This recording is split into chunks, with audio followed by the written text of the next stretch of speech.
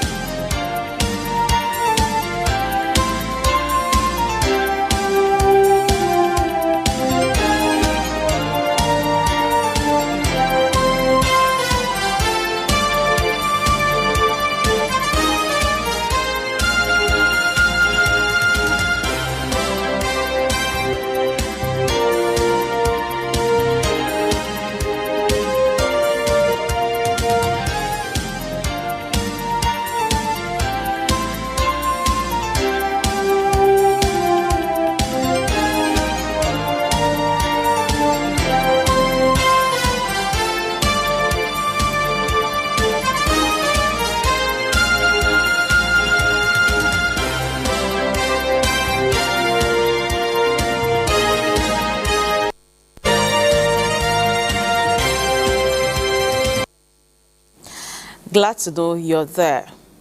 The federal government and the Central Bank of Nigeria are intensifying efforts to deepen Nigeria's foreign exchange market with a target of achieving 1 billion naira in daily foreign exchange transactions as part of broader reforms aimed at improving liquidity, transparency, and investor confidence in the economy. Musa Abubakar reports that they disclosed these at the launch of the 4th edition of the Central Bank of Nigeria Foreign Exchange Manual in Abuja. The unveiling of the 4th edition of the Forex Manual by the Central Bank of Nigeria marks another major step in efforts to strengthen transparency and accountability in Nigeria's foreign exchange market. Under the theme, Building Confidence in Nigeria's FX Market, the revised framework provides updated operational guidelines for authorized dealers and market participants while promoting ethical standards and compliance in foreign exchange transactions. Successful implementation of this manual depends on the commitment of all stakeholders. I therefore call on authorized dealer banks, corporates, regulators, NDAs, exporters, importers, and the broader private sector to embrace its provisions with diligence and professionalism. The revised manual aligned with ongoing reforms aimed at improving liquidity, ensuring market discipline, and boosting investor confidence in the nation's forex market. The revised manual reflects operational realities, addresses practical challenges faced by market participants, and aligns with international best practices. Predictability and policy consistency are essential for growth, investment, and economic planning. Stakeholders believe the initiative will further support exchange rate stability and deepen trust in Nigeria's evolving foreign exchange framework. We, the banks, we will do everything to have that discipline and ensure that the tenets of this manual, that we execute it, and I will ensure that we have a transparent foreign exchange market in the country. As reforms continue across the financial sector, the updated Forex Manual is expected to serve as a critical guide for sustaining a more transparent and efficient FX market in Nigeria. In Abuja, Musa Abubakar, NTA News. The federal government has directed a comprehensive review of the Integrated Personnel and Payroll Information System, IPPIS, tasking stakeholders to develop a roadmap that ensures greater efficiency, transparency, and accountability in the management of public funds. The directive was issued by the Accountant General of the Federation, Dr. Shamsuddin Ogunyemi, at a 3-day strategic retreat in Abuja. In a statement by Director of Public Relations, the Accountant General explained that the initiative is designed to review the strengths, weaknesses, opportunities and threats to the system. He noted that the ultimate goal is to align the platform with the federal government's objective of centralizing personnel records and improving pension-related processes. Now, President Bola Tinubu has called for deliberate effort by African leaders to form a common front and create commodity platform to enhance intra-Africa trade amongst nations of the continent. President Tinubu spoke on the presidential panel of the ongoing Africa CEO Forum in Kigali under the theme, The Sovereign Test, Can Africa Turn Continental Alliances into Assets? The president also had the stage to highlight the reforms of his administration so far.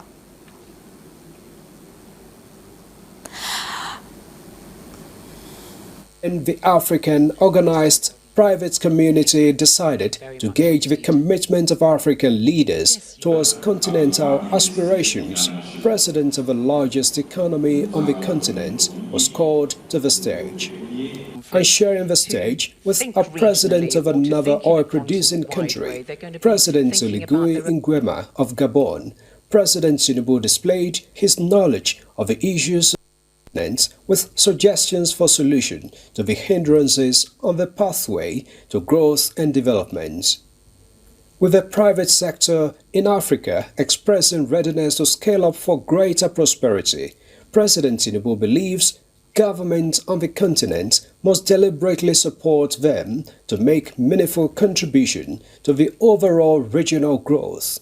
He assured that his administration has demonstrated this with support to investors with a ready example of a Dangote refinery. A risk taker like a Dangote refinery must be encouraged by the government and power. What I did, support him, gave him free trade zone license, support him in the effort to source the crude that is necessary. And today he is the exporter, net exporter of both the PMS, aviation fuel, and other commodities. He suggests a commodity platform which he believes will ensure trade and economic growth in the region while also emphasizing on value addition to the resources on the continent. Now, no one can take metal out of Nigeria without adding value. No one. Gone are the days where you can excavate the dust, all the minerals, and go. No. Look around the entire continent. 54 countries. There's none of us without a particular commodity available in the country or the other. Why not start an exchange commodity platform where we can trade with one another? President Tinubu also highlighted various transformative reforms of his administration, which he said are yielding results in the agriculture, telecommunications, infrastructure development, among other sectors. Removing all the bottlenecks, giving you necessary incentives for direct foreign investment into the country. This year alone, I can beat my chest that Nigeria is attracting close to $20 billion foreign direct investment. It's because unwind the bottlenecks, be efficient, be transparent, be open. President Tinubu and his co-panelists say African leaders must rise and support their expressions with actions to grow Africa and ensure more respect for the continent on the global stage. From Kigali, Musbal Wahab. Also at the forum, power, energy and oil and gas experts have weighed the financing structures, payment architectures and commercial models that move African gas resources to bankable output. The speakers pushed for full adoption of renewable energy for Africa. Because they didn't have enough grid capacity, and Microsoft stopped a $1 billion project. If we're going to get this continent, you're talking about the economy of the future, to power data centers and drive up AI for our young people to be able to compete, you need to get that energy that you need. And you might not be happy with fossil fuels for whatever religious reasons Greg has told you, but in your guts, you know we are right. We present you the best path for this continent that I love so much. Okay, I'm happy please, for this continent I love so much to get forward. That's your Every African child deserves what a child in Norway, in Finland, in France deserves. And don't tell me Africans deserve second-class energy 100%. When you're trying to provide that energy so stop for your trying people. To sell us How dare Meanwhile, oil prices gained more than 3% on Friday after U.S. President Donald Trump said his patience with Iran is running out, adding to concerns over the lack of progress on a peace deal to end ship attacks and sieges around the Strait of Hormuz. Brent crude futures gained $3.47 to $109.19 a barrel in early trade, while U.S. West Texas Intermediate crude were up $3.72 or 3.7% at $104.89. Over the week, Brent has climbed 7.8% and WTI 9.9% on uncertainty over the shaky ceasefire in the Iran conflict. After talks with Chinese President, Trump said they agreed that Iran cannot be allowed to have a nuclear weapon and must reopen the Strait of Hormuz, adding that he is losing patience with Tehran. Let's now take a trip to the commodities market to see prices of other items.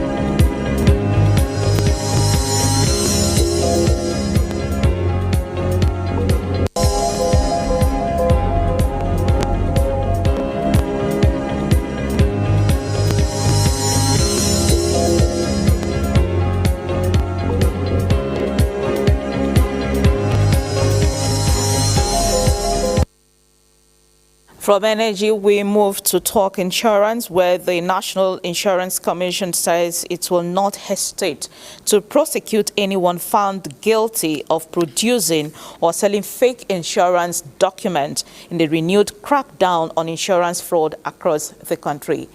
Musa Abubakar reports. Across Nigeria, concerns are growing over the circulation of fake third-party motor insurance certificates, a development that leaves many accident victims without compensation when claims arise.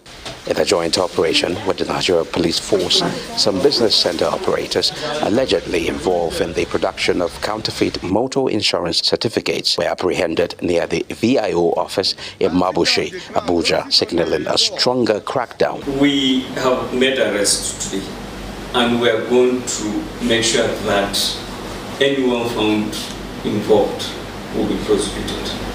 There's a resolution of NICO, and the commissioner, he has that passion and that commitment. Dr. Talmiz Usman says the commission is stepping up enforcement to ensure all genuine policies are in circulation. In Abuja, Musa Abubakar, NT News. Meanwhile, the federal government, in partnership with cotton, textile and garment producers, are set to create more than 6,000 jobs across farming, aggregation, ginning and logistics. This was at the unveiling of Phase 1 of the CTG Industrial Transformation Program in Abuja by the Minister of State Industry. Benny Adams reports that the first phase of the project has produced 10,000 T-shirts in 6 months from locally sourced cotton. National data shows Nigeria imports between $5 and $6 billion worth of textiles every year. In a country that has cotton farmers, textile mills, garment factories, and a domestic apparel market estimated between $7 and $10 billion. But this is about to change as Minister of State Industry, John Owen Eno, unveils a revival campaign that seeks to replace imports from textile to finished garment. May 29, 2023, the president at Eagle Square, when he was sworn in, he committed to a Nigerian industrial policy. February 17, 2026, we delivered on that policy. It was a promise that was made, a promise kept.